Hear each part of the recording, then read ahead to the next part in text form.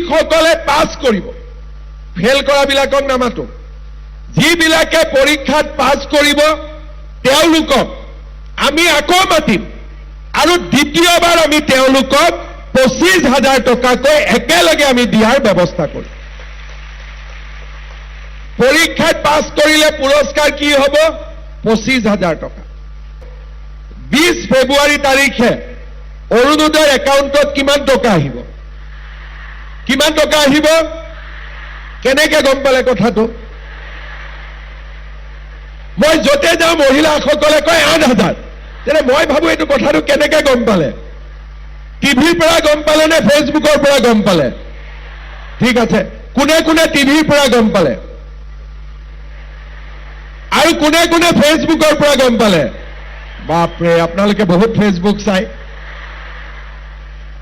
Facebook চাই মানে নিজৰ মোবাইল আছেই গতিকে এই টকা দি আৰু মোবাইল কিনিব নালাগে যি নহওক সঁচাসঁচিকৈয়ে আপোনালোকে 20 তাৰিখে 8,000 পাই যাব ঠিক আছে এই মাহত পালে 10,000 পিছৰ মাহত পালে 18,000 8,000 কিমান হ'ল 18,000 এতিয়া মোক কওক কংগ্ৰেছৰ দিনত কোনে কোনে 18,000 পাইছিলে হাত দাঙকচোন কংগ্ৰেছৰ দিনত 10,000 কোনে কোনে পাইছিলে হাত দাঙক কোনে কোনে পাইছিলে একদম কওক কোনে কোনে পোৱা নাছিল তেওঁলোকে এবাৰ হাত উঠক আৰে কোনেও পোৱা নাছিলে কংগ্ৰেছৰ দিনত কি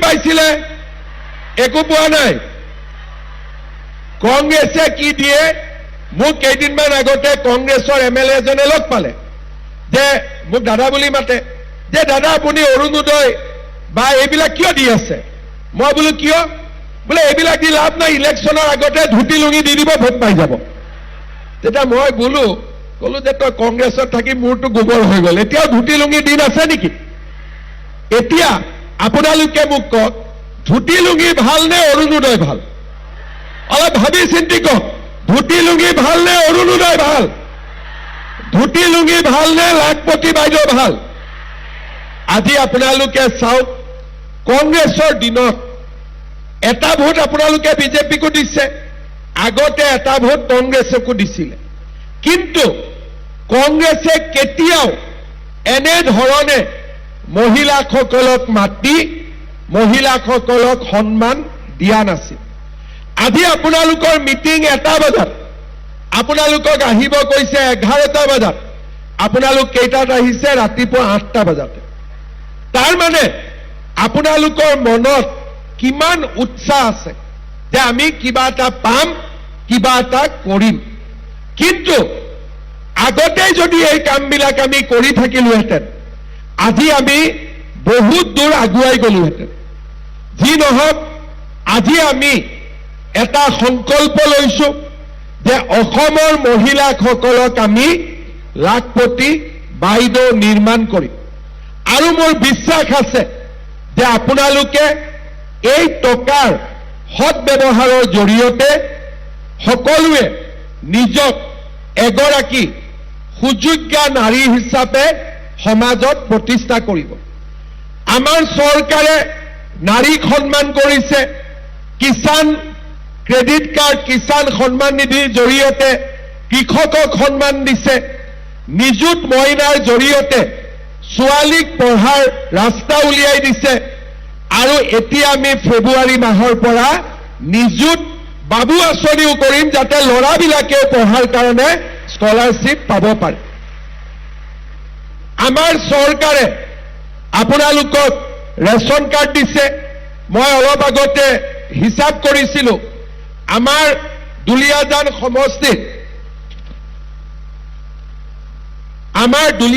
সমষ্টিত তেৰজ গোৱালা ডাঙৰীয়াৰ নেতৃত্বত 30,500 এটা পৰিয়ালে আজি অৰুণোদয় আঁচনি লাভ কৰিছে তেৰজ গোৱালা ডাঙৰীয়াৰ প্ৰচেষ্টাত আমাৰ দুলিয়াজানৰ 1,697 গৰাকী ছাত্ৰীয়ে নিযুত মইনা আঁচনি লাভ কৰিছে আজি আমাৰ সমষ্টিত এটিকলি দুটিপাত আঁচনিৰ জৰিয়তে 14,000 848 গৰাকী শ্ৰমিক উপকৃত হৈছে। আৰু এটা মোক ইয়াতে মই সংখ্যা পাইছো যে আমাৰ দুলীয়াজানত ৰেচন কাৰ্ড পাইছে 48,550 গৰাকী পৰিয়ালে, বিনামূলীয়া চাউলো পাইছে, আৰু 100 টকাত 1 কেজি দালি, 1 কেজি নিমখ, 1 কেজি চেনিও পাব পাৰিছে। আপোনালোকে কিনিছেনে নাই? দালি কিনিছে? চেনি কিনিছে? চেনি আৰু দালিটো ভাল নে বেয়া? সবে কওকচোন, চেনিটো ভাল নে বেয়া? দালি ভাল নে বেয়া? চাউল পালে, দালি পালে, চেনি পালে, নিমখ পালে, আৰু কি লাগিব? আৰু কি লাগিব? তেল লাগিব। 1 লিটাৰ নে আধা লিটাৰ? পুৰা 1 লিটাৰ। বাপৰে, চাউল, দালি, তেল, নিমখ, লগতে মিঠাতেল, তেতিয়া গোটেই কামখিনি হৈয়ে যায়, হয়নে? এতিয়া মই কৈ আছো যে এইবাৰ আপোনালোকে বিজেপিৰ চৰকাৰটো বনাই দিয়ক, 100 টকাটো দিব নালাগে, দালি, চেনি, নিমখ, তেল এনে পাই যাব। ভাল হ'ব নে বেয়া হ'ব? বিজেপিক ভোট দিব নে নিদিব? দিব। ঠিক আছে, আপোনালোকে ভোট দিব, আৰু আপোনালোককো মই বিনা পইচাত দালি, তেল, নিমখ, চেনি এইটো আপোনালোকৰ ঘৰত আপোনালোকে পাই যাব 100%। আজি মই দুলীয়াজানত বহুত দিনৰ মূৰত আহিছো, আৰু মই তেৰছ গোৱালা যেতিয়া ইলেকশ্যন উঠিছিল তেতিয়াও মই দুলীয়াজানত আহিছিলো। MP ইলেকশ্যনৰ সময়তো মই দুলীয়াজানত আহিছিলো। মই এটা কথা দেখিছো যে আমাৰ সমষ্টিবিলাকত যোনে MLA হয়, কিবা নহয় কিবা কাম সবেই কৰে, কিন্তু আজি আপোনালোক আচৰিত হ'ব যে দুলীয়াজান সমষ্টিত চৰকাৰে তেৰছ গোৱালাৰ অনুৰোধত যোৱা 5 বছৰ ৰাস্তা বনাবৰ কাৰণে 600 কোটি টকা দুলীয়াজান সমষ্টিত দিছে। আজি দুলীয়াজানত 206 কিলোমিটাৰ ৰাস্তা হৈছে। আমাৰ কঁঠালগুৰিৰ পৰা দিচাংকিনাৰ বঙালীলৈ মৰাণ নাহৰকটীয়া পথ আজি উন্নীতকৰণৰ কাম চলি আছে। কিমান টকা দিছে চৰকাৰে? 256 কোটি টকা। আজি লাহোৱাল, নতুন আলি, টিংৰাই, তিৱাৰীগোলা, চাবুৱা, লাহোৱাল পথৰ কাৰণে চৰকাৰে কিমান টকা দিছে? 93 কোটি টকা দিছে। ৰাস্তাৰ কাম চলি আছে। আজি চৰকাৰে 28 কোটি টকা দিছে 10 কিলোমিটাৰ টিংৰাই তিনিআলিৰ পৰা LBT পথ, জয়পুৰ আলি পথ হৈ দেওহাল তিনিআলিৰ পৰা মাধৱপুৰ তিনিআলিলৈ পথৰ উন্নতিকৰণৰ কাম আজি আৰম্ভ হৈছে। আজি আমাৰ মাধৱপুৰ টিপলিং পথত আমি ৰেলৰ ওপৰত ফ্লাইঅভাৰ কৰিছো। অহা ফেব্ৰুৱাৰী মাহত কোনোবা এটা দিনত আহি মই ফিটা কাটিব আহি যাম। ফ্লাইঅভাৰৰ কাম আজি কমপ্লিট হৈছে। আৰু নতুনকৈ নাহৰকটীয়া দুলীয়াজান পথত 91 কোটি টকা খৰচ কৰি আমি আৰু এখন ৰেলৰ ওপৰত ফ্লাইঅভাৰ নিৰ্মাণৰ কাম চলাই আছো। আজি আমাৰ এই সমষ্টিত মথাউৰি হওক, ৰাস্তাই হওক, কেইবাখনো স্কুল বনাবৰ কাৰণে আমি 7.5 কোটিকৈ টকা দিছো।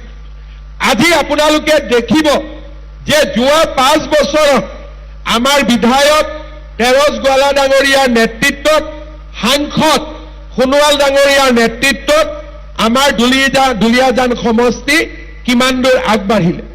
অলপ আগতে মোক তেৰছ গোৱালাই কৈ আছিলে যে দুলীয়াজানত এখন মিউনিচিপালিটি বনাব লাগে। মই তেওঁক কৈছো যে ৰাইজৰ যদি আপত্তি নাই আমি ইয়াত মিউনিচিপালিটিও বনাই দিম। সকলোকে লৈ পেলাই ৰাইজৰ মতামতটো আমি লৈ ল'ব লাগে। আজি এই যে উন্নতিবিলাক, আজি আমাৰ ডিব্ৰুগড় জিলাত কিমান উন্নতি হ'ল, দুলীয়াজানত কিমান উন্নতি হ'ল, অসমত কিমান উন্নতি হ'ল। যোৱা 5 বছৰত ৰাইজে ভাবিব নোৱাৰাকৈ আমাৰ ৰাজ্যখনত আজি এটা চকুত লগা উন্নতি আমি দেখা পাইছো।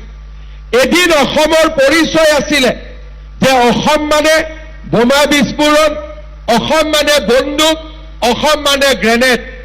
আজি অসমৰ পৰিচয় কি? অসম মানে 1 টকাও ঘোষ নিদিয়াকৈ চৰকাৰী চাকৰি। অসম মানে আজি অৰুণোদয়। অসম মানে আজি উদ্যোগীকৰণ। অসম মানে ব্ৰহ্মপুত্ৰৰ ওপৰত নতুন দলং। অসম মানে আজি ডেভেলপমেণ্ট। এই ৰাজ্যখনৰ পৰিচয় কি আছিল? সন্ত্ৰাসবাদ, হিংসা, আন্দোলন। আজি এই ৰাজ্যৰ পৰিচয়